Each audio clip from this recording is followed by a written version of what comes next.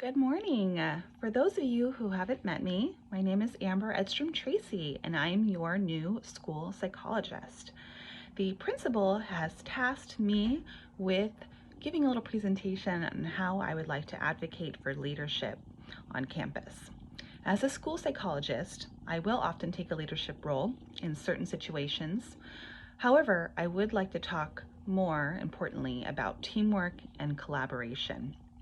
Our mission here at Twin Rivers Elementary School is to inspire and educate students to become creative and critical thinkers while valuing diversity and civic responsibility.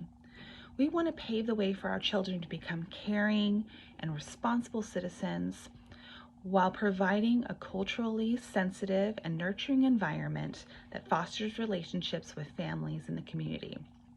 There are two main concerns I would like to address today. One being that every student, without exception, must become proficient in reading, writing, and math. I am committed to working with all staff members and providing the highest quality instruction and interventions to meet this important goal. The second goal I would like to discuss is decreasing our rate of absences and suspensions by improving the school climate through positive behavior intervention and support. All teachers use different types of intervention skills in the classroom. However, an early systematic assessment tool we can use is response to intervention, or RTI. RTI strategies address both learning and behavior. RTI aligns with the NASP Organizational Principle 1, which states that services should be coordinated and delivered in a comprehensive and seamless way so that it considers the needs of the students. The process starts with universal instruction in the general classroom setting. Then, struggling children will be provided with interventions at increasing levels of intensity to assist them in the learning process.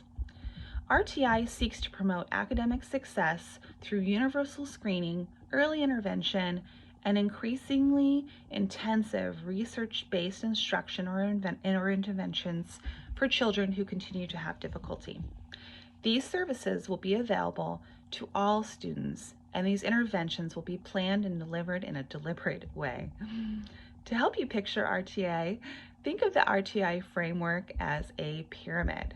It is usually divided into 3 sections: base, middle, and top.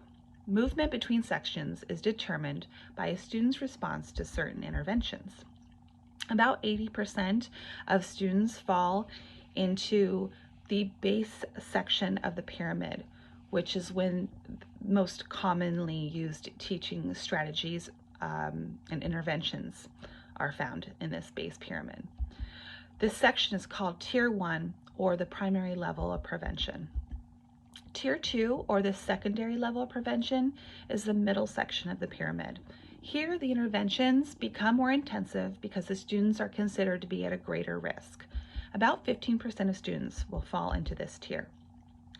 Only about 5% of students are in Tier 3, at the top of the pyramid. Here, these students receive the most intensive and consistent interventions.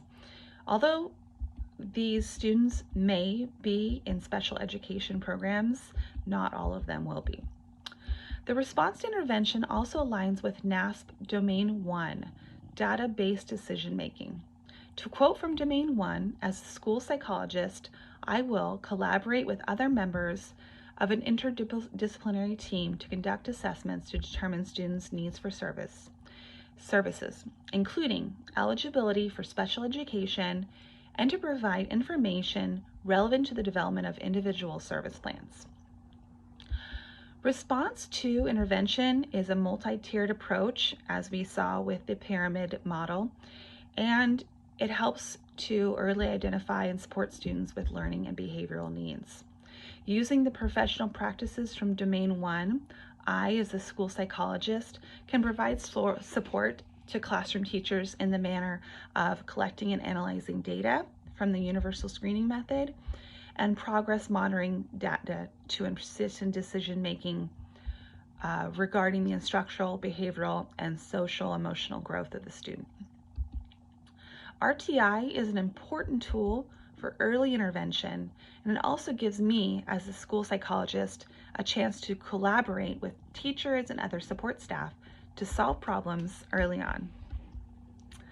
Our next goal will be to improve the school climate through positive behavior intervention and support. I will strive to offer workshops to teachers on how to incorporate positive behavioral intervention support into their classroom management strategies. The goal of positive behavior intervention support, or PBIS, is to create a positive school climate. Studies show that having a positive school climate can have a bearing on attendance rates, academic achievement, and graduation rates. Regardless of socioeconomic status, students are more likely to have higher test scores and greater academic success. In addition, positive school climate may help students develop greater social and emotional skills. In order to have a more positive school climate, the entire staff must be involved. It needs to be deployed school-wide and consistently. Under the NASP organizational principle number 2, the professional climate facilitates effective service delivery. If the school climate is positive from administration all the way down to the student, cooperation and collaboration will follow and come more naturally for support staff. To effectively promote positive behavioral intervention support, as a school psychologist, I am responsible for interventions, consultations, assessments, education, and prevention. I will use the principles of NASP's practice domain model number 4, which is interventions and mental health services to develop social and life skills. And as your school psychologist, I have knowledge of cultural and developmental, social influences on behavior and health. The positive behavioral interventions and support is an evidence-based strategy that can promote social emotional functioning. I would like to quote from NASP regarding this domain. School psychologists, in collaboration with others, design, implement, and evaluate services that promote resilience and positive behavior, support socialization and adaptive skills, and enhance mental and behavioral health. This includes developing and implementing positive behavior supports in the individual, group, classroom, school, and district levels. Promoting our positive behavioral intervention support also aligns with another domain, with domain 5, which is the school-wide services to promote safe and supportive schools. According to NASP, school psychologists have knowledge of school and system structure, organization and theory, and general and special education, implementation science, and evidence-based school practices that promote learning and mental and behavioral health. I would implement various professional practices, including promoting and evaluating programs that promote positive school climates, as well as providing professional development and coaching for staff to encourage positive behavior. Using my knowledge of universal screening programs to identify students in need of instructions and behavioral support will be one of my primary focuses. Both strategies that I've discussed today involve multiple persons working together to address a problem. We also would like to share resources and ideas and foster change and use specific data and information to achieve a common goal, which in this case is student success.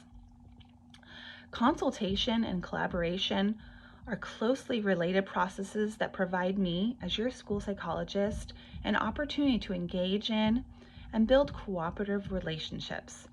I would like to work closely with teachers, other support staff, school counselors, and administration And I believe that both strategies that I've discussed today will foster a more positive and successful learning environment for both students and staff.